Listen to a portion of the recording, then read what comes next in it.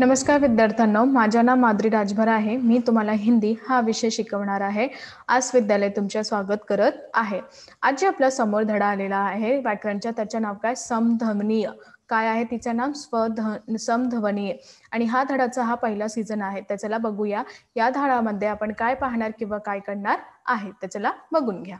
बघा, पहिले आपण बघणार आहे समध्वनी यांची परिभाषा। काय बघणार आहे? समध्वनी यांची परिभाषा। तर नीटप्रमाणे ऐकून घ्यायचा आहे। बघून घ्या। कुछ शब्द उच्चारण, वर्तनी और स्वरूप पर अच्छी तरह ध्यान न देने पर एक जैसे लगते हैं। वास्तव में ये एक जैसे नहीं होते, उनके अर्थ एक दूसरे से भिन्न होते हैं, जैसे उदार और अपार। उदार का अर्थ है ऊंचे दिल वाला और उधार का अर्थ है कर्ज, ऋण। यदि इनमें से समझकर उचित शब्द का प्रयोग न किया जाए तो वाक्य अर्थ बदल जाता है। ऐसे शब्दों को समध्वनी शब्द कहा जाता है। तर इथे तुम्ही बघणार समध्वनी शब्द यांची परिभाषा कशाप्रमाणे देऊन जात आहे। बघा, काही शब्द उच्चारण, कुछ म्हणजे काही शब्द उच्चारण, जसे वर्तनीय, स्वरूप या चांगल्या प्रमाणे ध्यान देणपूर्वक एक जैसे लागत आहे। वास्तवमध्ये हे एक जसं नाही होते, त्यांचा अर्थ एक दुसऱ्याचं खूपच भिन्न म्हणजे खूपच वेगळे आहेत। जसे उदार आणि अपार। नीटप्रमाणे ऐकून घ्या। जसे उदार किंवा अपार। उदारचा अर्थ आहे ऊंचे दिलवाला। उदार यांचा अर्थ काय? उंच दिलवाला। आणि उधार यांचा अर्थ आहे कर्ज म्हणजे ऋण। यदि इनमें से समझकर, यदि याबद्दल ही समजून घेणाऱ्या उचित शब्दांचा यांचा प्रयोग नाही करून जात आहे, त्यांचा वाक्याचा अर्थ बदलून जात आहे, आपण बदलून जात आहे, असे शब्द को समध्वनी शब्द कहा जाता है। असा शब्दाला आपण समध्वनी हा शब्द बोलून जात आहे किंवा सांगत आहे। कळलं की नाही? पुन्हा सांगू? चला पुन्हा सांगत आहे मी। आता तुम्ही नीटप्रमाणे ऐकून घ्यायचं आहे।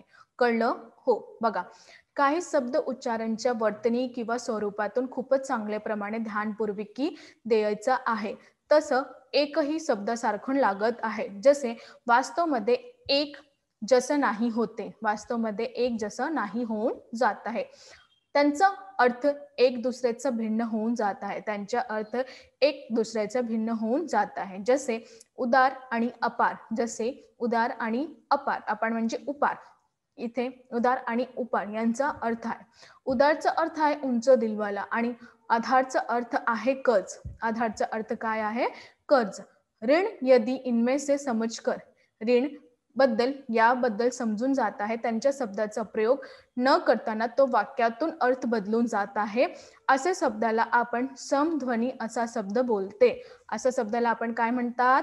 समध्वनी असा शब्द म्हणत आहेत। कळलं की नाही? लवकरच लवकर सांगा। हो। तर अजून काय आहे बघून घ्यायचं आहे। बघा, ऐसे ही कुछ शब्द नीचे दिए जा रहे, इनमें ध्यान से पढ़ो। असाही काही शब्द तुम्हाला खालती दिलेले जात आहेत, तर तुम्ही ध्यानपूर्वक त्यांचं वाचन करून घ्या। जसे शब्द आणि अर्थ। अंबार ढेर, अंबर आकाश। अंबरचं काय होणार? ढेर। आणि अंबरचं काय होणार? आकाश होणार आहे। इथे बघा, अंतर म्हणजे भेद, अंदर म्हणजे भीतर। अंश म्हणजे भाग, अंशु म्हणजे किरण। चरम म्हणजे अंतिम, चर्म म्हणजे चमडा। चीर म्हणजे सदा, चीर म्हणजे वस्त्र। तरंग म्हणजे लहर, तुरंग म्हणजे घोडा। आणि इथे प्रमाण म्हणजे समूत, प्रणाम म्हणजे नमस्कार। प्रसाद म्हणजे कृपा आणि इथे प्रसाद म्हणजे महल। प्रतिमा म्हणजे मूर्ती आणि इथे प्रतिभा म्हणजे बुद्धी। तर याप्रमाणे आता काही शब्द दिलेले आहे, ते तुम्हाला नीटप्रमाणे ऐकून घ्यायचा आहे। कळलं की नाही? लवकरच लवकर सांगा। हो।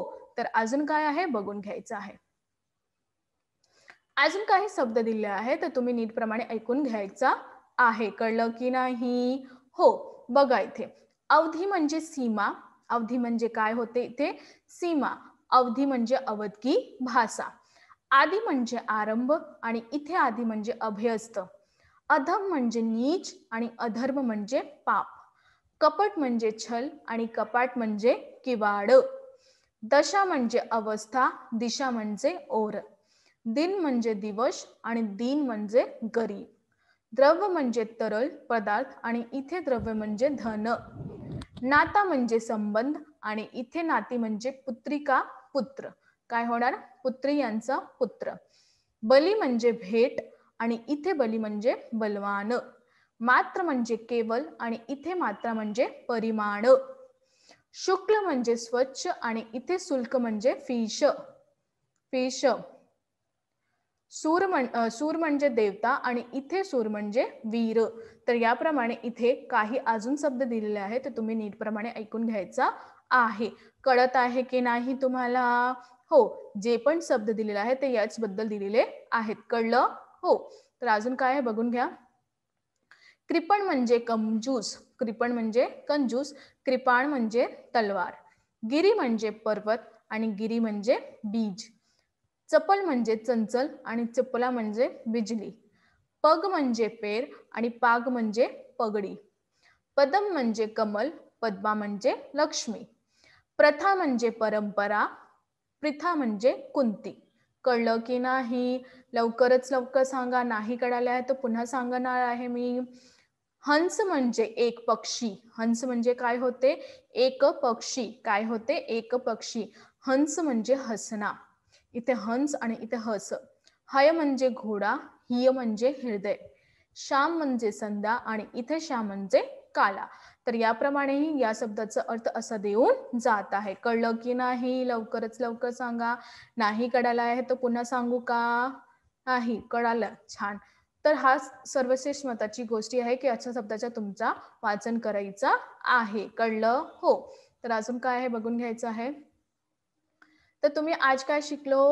आज आम्ही हे शिकलो की कशाप्रमाणे हा जे शब्द आहे जे शब्द आहे समध्वनी यांचा प्रकार कशाप्रमाणे होऊन जात आहे आणि त्याबद्दल आपल्याला कसा माहिती जाणून जायचं आहे की यांच्या स्वमध्वनी यांच्या एकही शब्दाचा अर्थ कशाप्रमाणे होऊन जात आहे, त्यांचा मार्ग कसं करून देत आहे आणि त्याच्या जे आपण ऐकत आहे त्यांचा प्रकार कशाप्रमाणे होऊन जात आहे.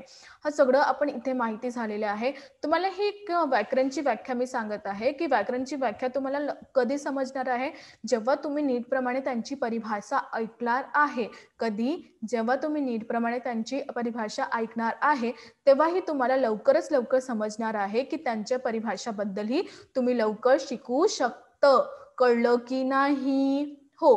तर जेव्हा तुम्हाला परिभाषा नीटप्रमाणे ऐकून घ्यायचं, त्यांचं उदाहरण ऐकून घ्यायचं आहे, पुन्हा पुन्हा ऐकून घ्यायचं आहे. जेव्हा तुम्ही पुन्हा पुन्हा ऐकणार तेव्हा तुम्हाला लवकरच लवकर कळणार आहे आणि लवकरच समजणार आहे. कळलं की नाही? हो. धन्यवाद.